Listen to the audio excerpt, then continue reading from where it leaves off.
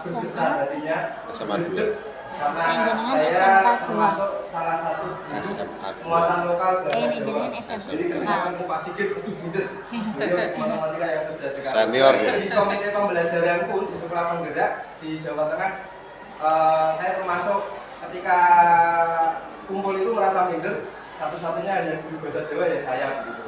Luar biasa loh ini. Bukan luar biasa, saya merasa minder. Tapi saya merasa bangga karena kemarin di Jawa Mas Haris, kalau Nicole teaching bagaimana, saya siap. Kenapa? Karena itu merupakan masukan bagi saya. Ketika saya mengajar, beberapa waktu ini sering saya tinggal. Katanya habis pandemi itu kan kita harus membenahi anak-anak ya. Tapi kenyataannya kita CBP, Zoom meeting dan lain sebagainya, jadi banyak ditinggal. Tapi mudah-mudahan dengan proses saya mengajar secara diferensiasi, menurut saya Bapak Ibu bisa memberikan masukan apakah ini termasuk diferensiasi atau belum, atau memang cara mengajar saya terkesan kurang baik. Silahkan berikan umpan balik masukan yang sangat berharga bagi saya. Nah, ada rencananya penyampaiannya bahasa Jawa atau bahasa Indonesia? harusnya bahasa Jawa Pak, tapi karena saya melihat ini untuk kompetisi maka saya akan menggunakan bahasa Inggris Pak. Bahasa Indonesia Pak, bahasa Indonesia. Jangan khawatir Pak, sudah saya siapkan strategi bagaimana Bapak bisa keluar dari sini.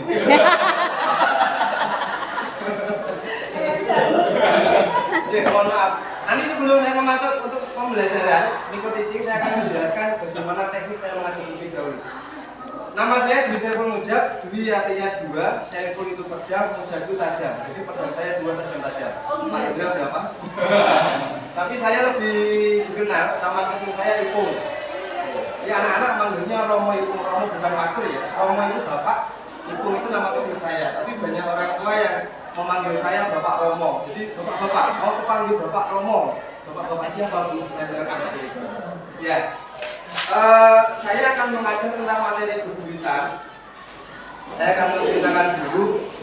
Ini ATP yang saya buat dari turunan dari CP. ya kelas 10 semester 1 di fase E. Nanti elemennya menulis dan membaca. Kenapa langsung menulis dan membaca? Saya kira untuk pembelajaran Nicole teaching nanti akan lebih mempermudah dan membantu saya ketika feedback dari murid-murid. Jadi kalau saya membahas materi, bisa jadi malah saya kesulitan sendiri ketika memantik pertanyaan pemantik ataupun memancing panjenengan semua untuk mengikuti arah saya. Tapi kalau menulis dan membaca, bisa jadi itu lebih mempermudah saya untuk proses Nicole teaching ini. Itu yang pertama. Yang kedua, perangkat saya seperti ini Bu Bapak. Ini yang muatan PSE, ini yang berdiferensiasi. Modul ajar saya yang saya cetak hanya satu bundel selama 1 tahun. Itu pun tidak saya Jilid. tidak saya jilid. Tapi saya hanya klik. Kenapa? Karena nanti sifatnya ketika saya ketemu seperti ini ada masukan atau ada tambahan, bisa saya masukkan tambahan lagi. Itu untuk administrasi sekolah, untuk pengawas, untuk PKKS, untuk yang lain-lain, tetap saya punya satu, sudah tercetak.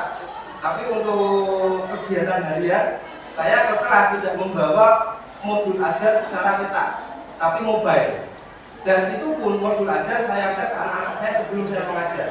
Kenapa? Supaya anak-anak saya bisa turut serta mengomentari, Pak pembelajarannya kok seperti ini, saya ininya seperti ini, boleh enggak? Kalau itu memang baik dan dirasa bisa membantu anak-anak untuk menemukan kebutuhan gaya belajar sesuai mereka, maka akan saya lakukan. Ada contohnya ketika saya mengajarkan materi ini, sudah saya praktekkan, itu ada anak yang meminta, Pak tambahan dalam menulis bebuyutan, saya ininya di kelas itu mendengarkan musik Pak. Musik apa? Kok boleh Pak? Boleh. Kalau ini bahasa Jawa berarti kalau Jawa boleh tidak campur sari? Bisa Pak. Lagu apa yang kalian suka dari campur sari? Satru, apalagi Mas Indra? Ada di balik-balik dan lain sebagainya. Ya. Musik itu biasanya dari puisi memang. Tapi ini dikembalikan ke siswa pengennya seperti itu. Mencari inspirasi tidak harus di luar. Di ini pantai apa? Pemangi tidak. Tapi mereka mendengarkan musik untuk menulis. Nah, maka saya iakan, tapi belum saya tuliskan kembali kok modul ajar saya yang sudah jadikan PDF ini. Tapi itu ada masukan dari dan saran dari siswa, maka saya iakan. Nah, akhirnya ketika anak mempunyai ide gagasan seperti itu saya terima, itu menjadikan feedback berharga untuk saya. Saya rencananya akan membuat semacam best practice ataupun PTK dari ide anak tersebut. Ya. Apa? Peningkatan menulis gurita menggunakan metode Dilasari. Apa itu metode Dilasari? Yaitu dengar lagu campur sari. Masuk ya Ibu Bapak? Masuk. Jadi karena feedback dari anak, saya mendapatkan amunisi baru untuk kegiatan berikutnya. Nah, ini proses yang sudah saya jalani beberapa hari kemarin. Sekarang saya ceritakan untuk proses diferensiasinya. CP ya, terus elemennya ini membaca dan menulis, profil pelajar Pancasilanya.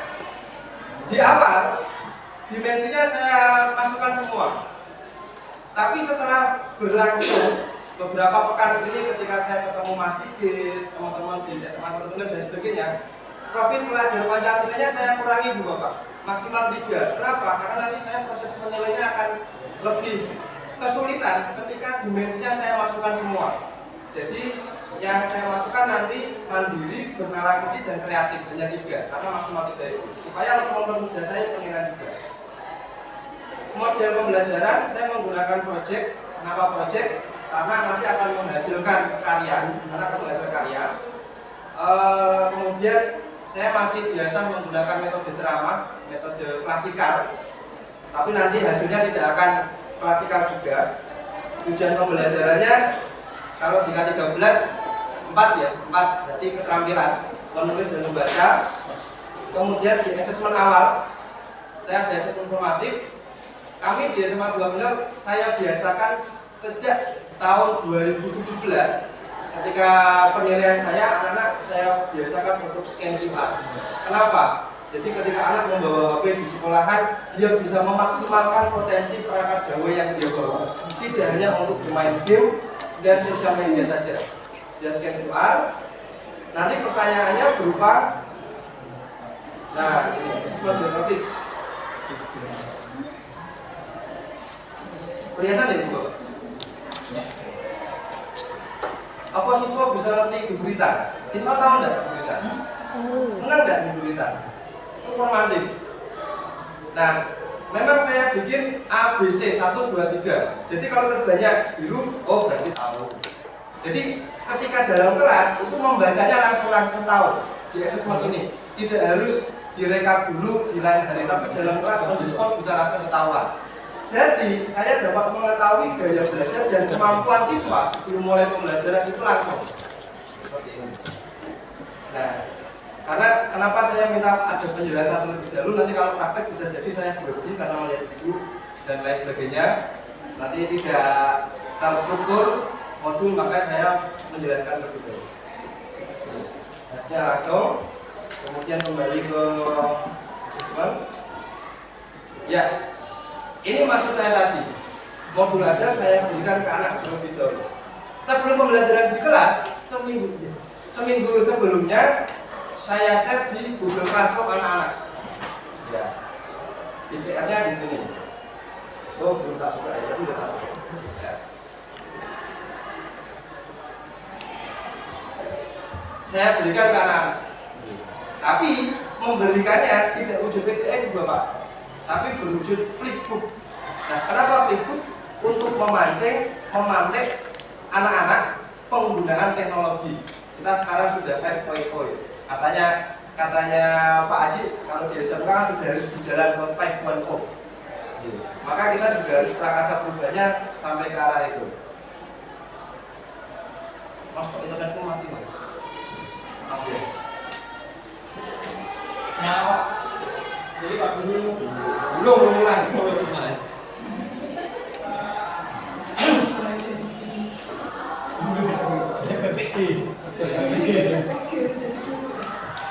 Nah ini materi buku saya berikan ke anak secara digital menggunakan flipbook.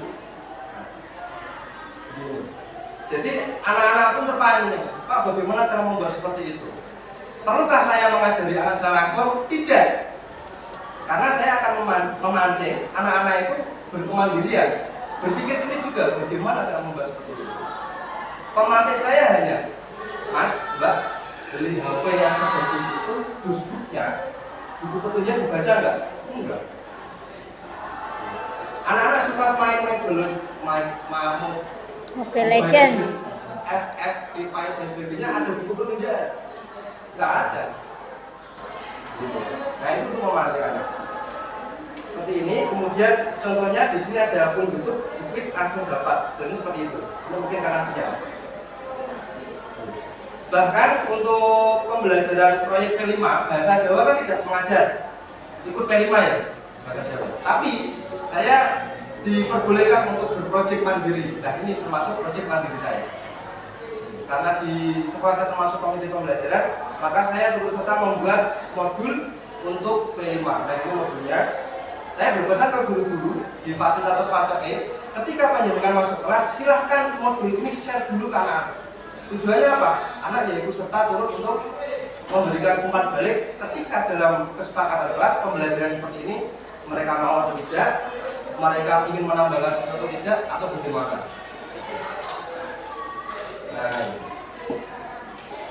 Nah, sudah itu Bapak Ibu terkait dengan modul ajar saya. Oh, sudah sampai belum ya?